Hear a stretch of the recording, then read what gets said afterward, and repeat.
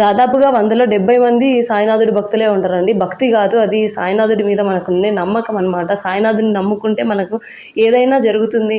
ఏదైనా మనం సాధించుకోగలము. ఆయన మనకంత ధైర్యాన్నిస్తాడు అని చాలామంది నమ్ముతారు. ఇంకా ఎక్కువ చెప్పాలంటే మనం ఒక సాయినాథుడి గుడికెళ్ళి ఆయన మొహం చూస్తా ఒక 5 నిమిషాలు కూడా అవసరం, ఒక 5 సెకండ్స్ చూసి చూడండి. ఆయన వైపు మనల్ని లాక్కుంటాడంట. మళ్ళీ నా దగ్గరికి రాండి అని చూస్తూ అలా ఉండిపోతాం. అంత మనోహరంగా, అంత అందంగా ఉంటుందనమాట సాయినాథుడి మొహంలో ఛాయ, ఆ వెలుగు అంత గొప్పగా ఉంటుంది. మనిషే అక్కడ కూర్చున్నారా అన్నంత గొప్పగా రిసీవ్ చేసుకుంటారనమాట మనల్ని సాయినాథుడు.